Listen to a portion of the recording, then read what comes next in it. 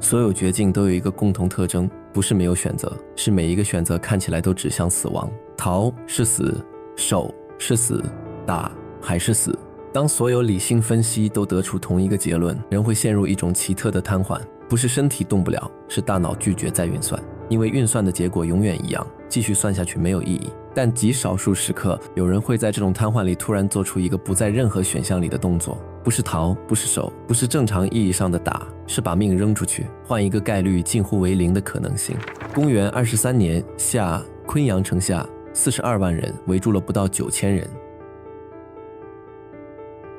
这一年，王莽还坐在长安的皇位上，但天下已经碎了。南阳的绿林军刚刚立了更始帝刘玄，正在围攻宛城。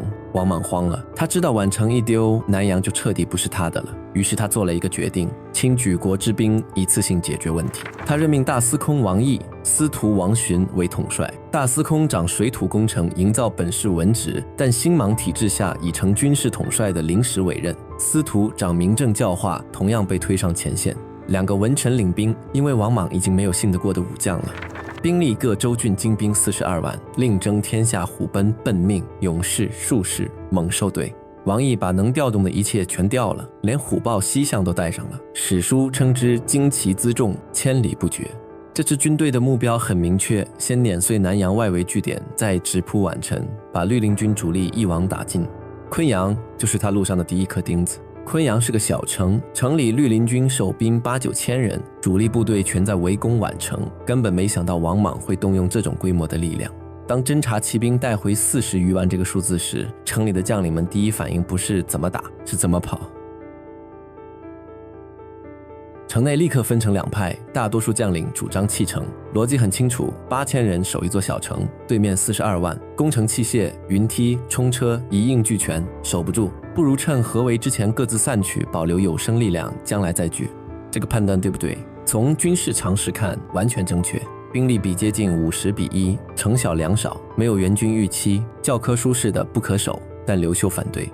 他当时的身份是偏将军，绿林军中一个中低级别的将领，论资历，论官衔，在场比他高的人一大把。但他开口说了一段话，《后汉书》记下了核心逻辑：现在合兵尚有一战之力，一散则不可复聚。宛城主力正在攻城，昆阳若破，则主力腹背受敌。诸位即便跑出去，家属辎重全在宛城方向，也无处可去。这不是热血上头，这是冷计算。他算的不是能不能赢，是跑了之后会不会比现在更糟。答案是会。散掉之后，没有任何一支小股力量能在42万面前存活。昆阳至少还是一个点，一个能拖住敌人的钉子。但诸将不听，有人当面讥讽他不能当大敌，何必多言？你又不是主将，打不过就闭嘴。刘秀没有再争，他选了另一条路。城还是要守的，但不能只守。刘秀提出一个方案，他带人突围出去，到周边郡县征调援兵，城内死守拖时间，城外集结力量，内外对冲，这是唯一可能打破僵局的结构。当夜，刘秀带了13个人从城南门突围而出。13计，42万大军的包围圈还没有完全合拢，他钻的就是那条缝。如果晚一天，这条缝就没有了。这里有一个细节值得停下来看一眼，选择留在城里守，活下来的概率不高，但至少还有城墙。选择冲出去，13个人在几十万人的缝隙里穿行，一旦被发现就是当场格杀，连投降的机会都没有。2条路都是死局，但冲出去的那条至少连着一个如果成功了的后续。刘秀选了那条有如果的路。出城之后，他急奔定陵、郾城，把周边能集结的兵力全部拉来。这些兵愿不愿意来？大部分不愿意，他们也听说了42万的数字。刘秀软硬兼施，许诺施压，用宛城主力的安危做筹码，最终凑了大约1万余人，其中敢死队3000。这3000人是后面所有事情的关键。城外的王毅在干什么？按常理，42万对8000，应该一个冲锋就结束了。但王毅没有速攻，他选择了稳扎稳打，围城、驻营、列阵，用投石车和弓弩远程消耗。他有自己的逻辑，兵力碾压之下，他不需要冒险，不需要强攻，付出无谓伤亡，只要围住、耗干，城里自己会崩溃。而且42万人的营盘铺开本身就是一种心理武器，让城里的人每天看着地平线上看不到尽头的旗帜，绝望会替他完成攻城的工作。这个判断错了吗？从静态上看不错，但他忽略了一个变量，时间不站在他这边，每多为一天就多给外面的人一天准备。而且42万人的补给线有多长？他的军队里有多少是被强征来的各军壮丁？士气本就不高，一支太大的军队，大到指挥体系已经无法精确控制每一个单元，这本身就是脆弱。这里有一条军事史反复验证的规律，当一支军队大到一定程度，它的弱点不是不够强，而是不够快。它像一头巨兽，每一个关节的信号传递都有延迟。如果对手足够快、足够集中、足够精准地打在一个点上，巨兽会来不及反应。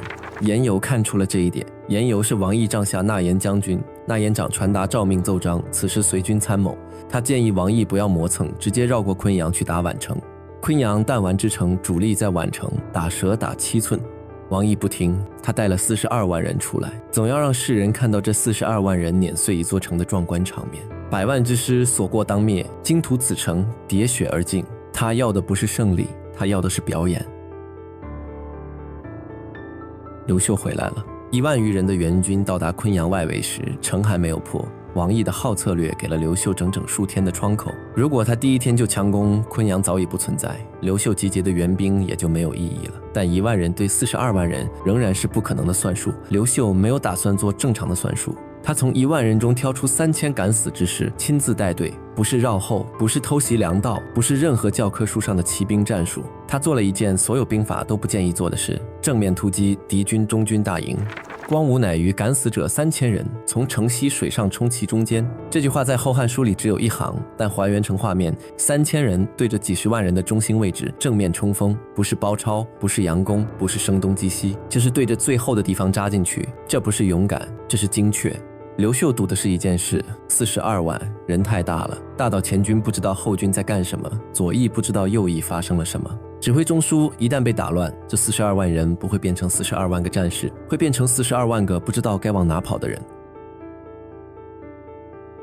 3000人的冲击打到了王寻本阵，王寻死了。统帅一死，中军旗号乱了，信号中断的那一刻，整支军队的指挥链条断裂，前面还在攻城的部队不知道发生了什么，后方的部队只看到中军方向一片混乱。42万人里，绝大多数是被强征来的各军军兵，没有私恩，没有死战的理由，连主将是谁都未必认识，他们等的就是一个可以跑的信号。王寻的死就是那个信号。昆阳城内守军见外面攻势骤停，立刻开城杀出，两面夹击。然后发生了几十万人同时崩溃的场面，不是战败，是踩踏，是争相逃命，是人挤人，人踏人，自相践踏。治水河边，尸体堵塞河道，水为之不流。城中一鼓噪而出，中外合士震呼动天地，莽兵大溃，走者相腾剑，奔100余里间，会大雷锋，屋瓦皆飞，雨下如注，治水为之不流。42万人的军队不是被3000人打败的，是被3000人打乱了，然后自己踩死了自己。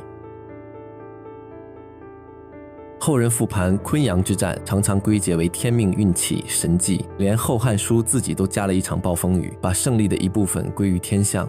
但抽掉所有神话叙事，冷看这场仗的结构：一、守城拖住时间，为外部集结争取窗口，这是正确的战略判断；二、突围征兵，把守变成内外对冲的结构，这是关键的结构转化；三、不打常规仗，3000人直插中军，这是对敌军弱点的精准识别；四、击杀统帅，引爆全军恐慌，这是对大军崩溃机制的准确预判。每一步都是判断，每一步判断的前提都是对42万人不是铁板一块这个事实的清醒认知。